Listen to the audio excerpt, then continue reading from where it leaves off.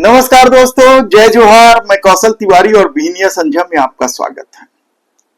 छत्तीसगढ़ में बैठी double engine की सरकार यानी विष्णुदेव साय की सरकार एक तरफ सुशासन का दावा कर रही है, लेकिन दूसरी तरफ नौनिहालों के भविष्य को लेकर छत्तीसगढ़ के बच्चों की पढ़ाई को लेकर उनकी क्या सोच है, वे किस तरीके से खेल खेल रहे हैं, इसे लेकर अब सवाल इसलिए बड़ा होने लगा है क्योंकि जो मामले सामने आ रहे हैं वे बेहद ही चौंकाने वाले हैं।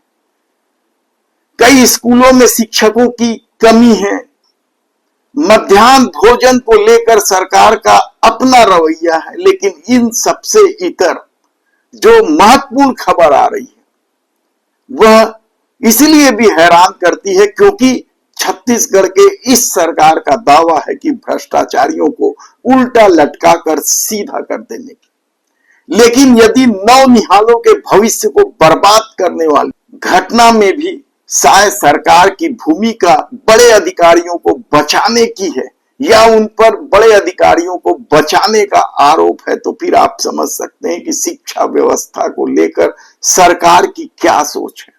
बच्चे देश के भविष्य होते हैं, यह क्या केवल जुमलेबाजी बनकर रह गया है? क्योंकि पिछले दिनों जिस तरीके से नौनिहालों के भविष्य को बर्बाद करने वाली घटना सामने आई थी, उसके तहत जिन बच्चों को सरकार मुफ्त में किताबें देती है वह किताब कबाड़ की दुकानों तक जा पहुंचा था। सबसे पहले मामला का खुलासा रायपुर पश्चिम के पूर्व विधायक विकास उपाध्याय ने धरसींवा क्षेत्र के एक कबाड़ कारखाने में जाकर किया था। रियल पेपर बोर्ड नाम के इस कारखाने में हजारों की संख्या में, बल्कि यूं कहें कि लाखों की संख्या में किताबें कबाड़ में बेच दी गई थी। और इसे लेकर जब हंगामा मचा तो प्रदेश के कई स्थानों से इस तरह की घटनाएं सामने आने लगी। कहीं गोदामों में किताबें सड़ रही थी तो कहीं कबाड़ियों की दुकानों में बिक रही थी। और इसे लेकर जब हंगामा हुआ तो जांच समिति गठन कर दी गई आईएएस राजेश कटारा के नेतृत्व में, और इस जांच कमेटी में उन्हें मेंबर बना दिया गया जिन पर गंभीर आरोप थे। प्रेम कुमार शर्मा जो तत्कालीन प्रबंध संचालक थे पाठ्य पुस्तक निगम के, और जब हंगामा मचा तो प्रेम कुमार शर्मा को निलंबित कर दिया गया।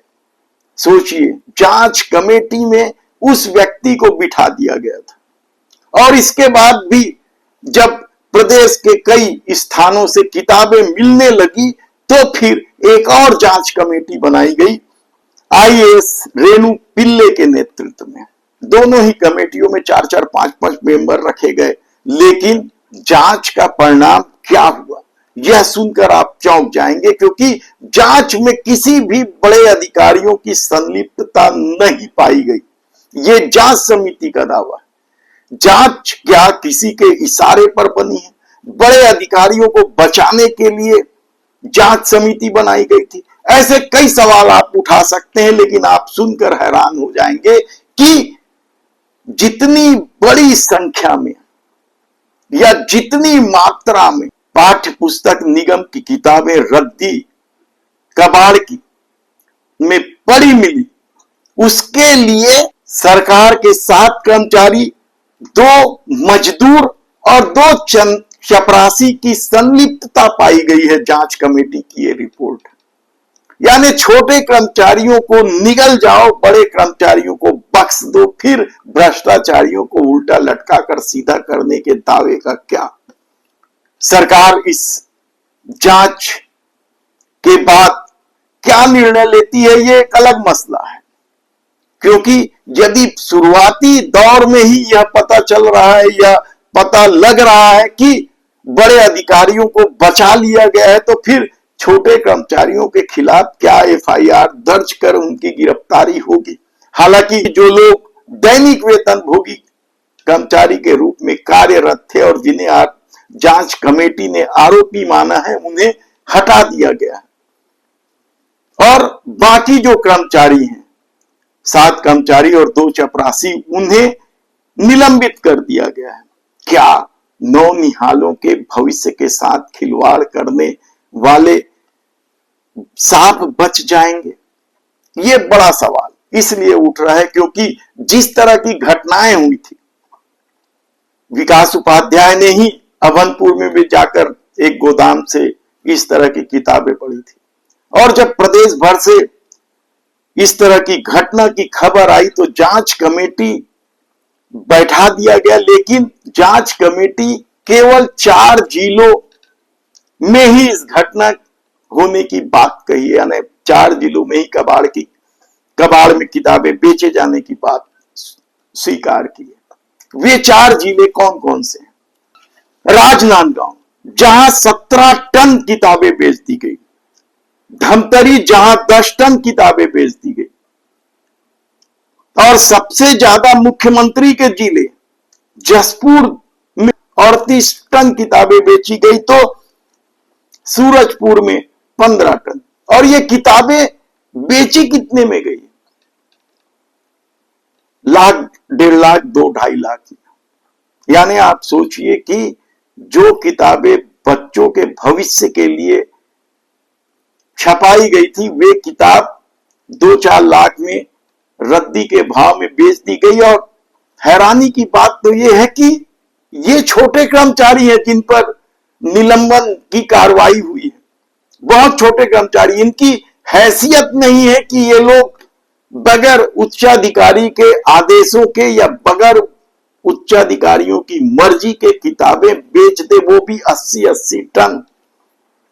ये तो 80 टन का मामला जांच कमेटी ने किया है, जबकि सूत्रों का दावा था कि ये संख्या और बड़ी है, यानी जो जांच कमेटी दावा कर रही है उससे और भी कई गुना ज्यादा है। लेकिन सत्ता का अपना खेल है, वह दावा तो करती है कि भ्रष्टाचारियों को उल्टा लटकाकर सीधा कर देने की, लेकिन क्या हकीकत में वह ऐसा कर रही है?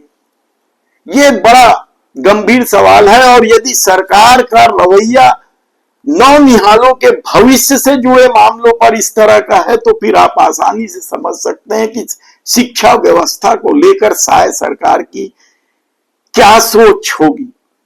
जबकि शिक्षा विभाग मुख्यमंत्री विष्णुदेव साय के पास ही है, उसके बाद यदि यह स्थिति है, बड़े अधिकारियों को बचाया जा रहा है, तो क्या इस खेल में कोई बड़ा लेन देन भी हुआ है? क्या इस मामले की जांच नहीं होनी चाहिए? न्यायिक जांच की मांग तो पहले ही की जा रही थी, या एसआईटी गठन की, लेकिन जिस तरह की जांच रिपोर्ट है वह कई संदेहों को जन्म दे रहा है और सीधे सीधे शायद सरकार के कार्यशैली पर भी सवाल उठा रहे हैं।